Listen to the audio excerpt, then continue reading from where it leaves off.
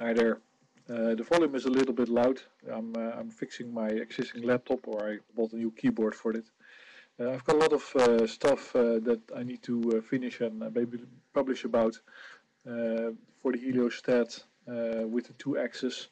I now get this rotary encoder, which is a magnetic rotary encoder with 1024 positions, or you can have 2048 as well.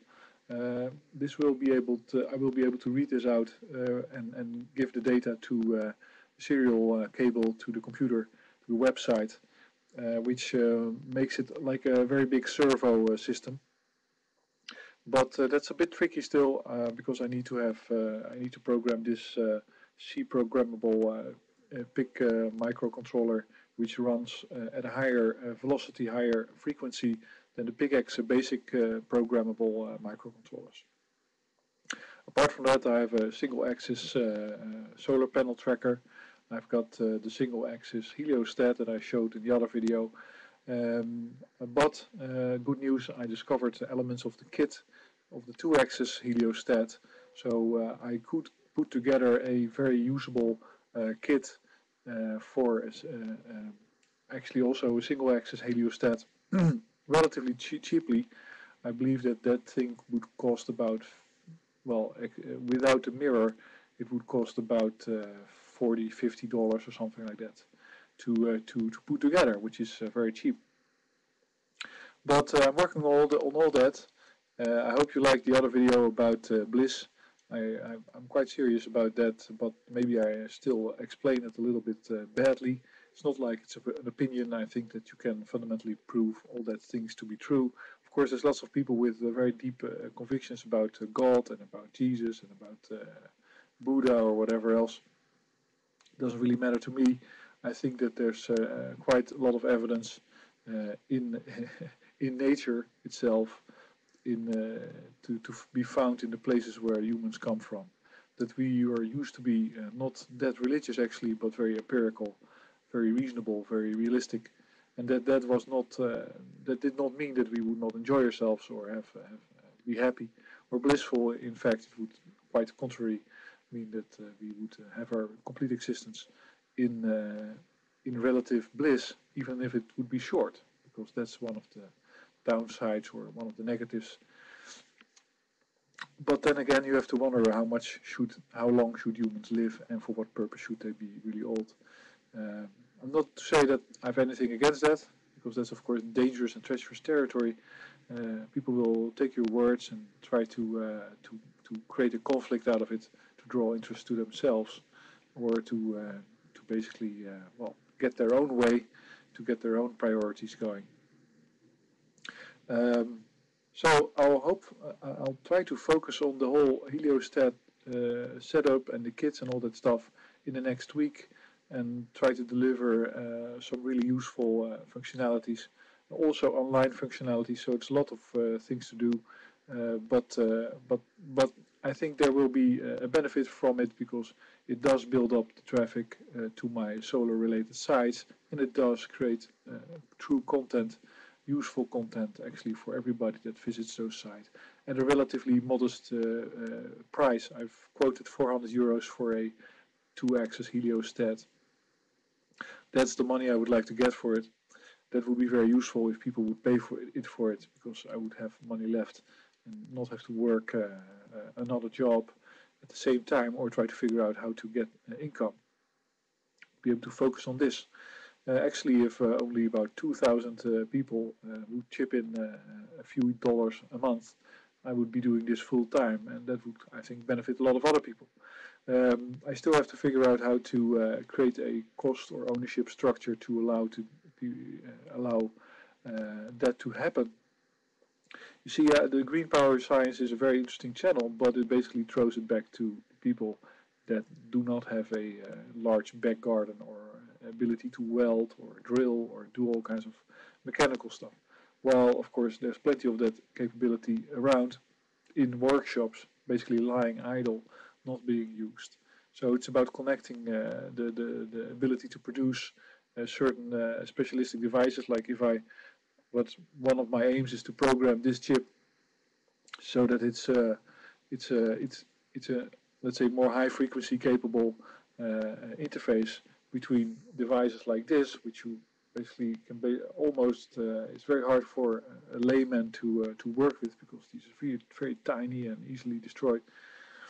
Interface that with your PC so that you can have your 3-axis position sensing at a very high accuracy. And you simply order the set, this chip with this chip, a little bit of wires between, pre-programmed and tested, and that's a product. That's a product that's simply not available, or if it's available, then I don't know about it. If you know about it, tell me. I've seen one of, let's say, the only example of a set with a magnetic rotary encoder in it is still a bit cumbersome because it's 3 printed circuit boards stapled on top of each other. And I like the whole shield idea of the Arduino, but it does make projects look disgustingly, let's say, ugly and cumbersome. And because people put together a number of shields, and you see, like, this is the mess that I've created.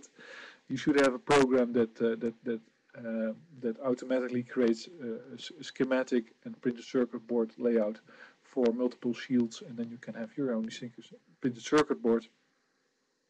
Get it manufactured in China and get it home and solder it, and then it looks nice and neat, and you can put it in a box and you can start using the technology that's there, the robotic technology. I'm also working on my robo garden because my robo economic ideas are about automatic gardening, automatic maintenance. There's lots of interesting aspects to that because, for instance, if you wonder about how much sunlight a plant needs, it doesn't need to have the full day of sunlight. In fact, if you put it out in the sun these days, these plants die. I had a number of plants growing in my own back on my balcony, and there are simply plants that are resistant to abundant sunlight and other plants that are not. That easily die. That means that you could, if you use, let's say, a heliostat or a process like that in a building and build it in a built environment, I believe that what you call it, like a city, you could allow multiple groups, multiple layers of plants to grow on the same surface, sunlight catching surface. So that would mean that you have a layer of green or a stack of it, dependent on how much sunlight they actually need. And if they only need a third of the sunlight that's hitting the ground every day, and the rest of the time they only need the guidance, because you have 2 types of sunlight not 2 types of sunlight, but you have 2 types of light that the plant needs. One is for the energy, and the other is for the direction of the growth. So basically you can keep them for a large part in relative darkness with a guidance light, so that they grow upwards, and then part of the day you have to put them out in the real sun. Let them catch the full sunlight, then of course you can multiply the area that you can grow on in a built environment. And that might be very interesting. I'm not sure what the factor is. For instance, if you have like a roof on a building which is let's say 20 square meters, but you only need to light the plants on it 1/5 of a day or 1/8 of a day, then suddenly you have 8 times as much space theoretically if you are able to, let's say, light it specific to a time of day. Or I'm not sure how that would work, but it's an interesting idea. There's lots of mechanical growing installations, and I think that's it's another aspect. Maybe first this week I will focus on the heliostats and on the solar tracker and on the concentrated solar power to get all the mechanics and the online functionality going, so that afterwards you have things that you can actually purchase and try yourself and work with yourself and maybe expand on and get a little community going. And that would be fantastic. So that it's going to be more obvious and easy to understand how sunlight can be useful to cook, to melt, to process, to do chemical reactions, to melt sand into buildings, to develop all kinds of applications. Anyway, I hope the sound is not that horrible, and thanks for listening, and I'll be on my working on these things. Thanks for listening.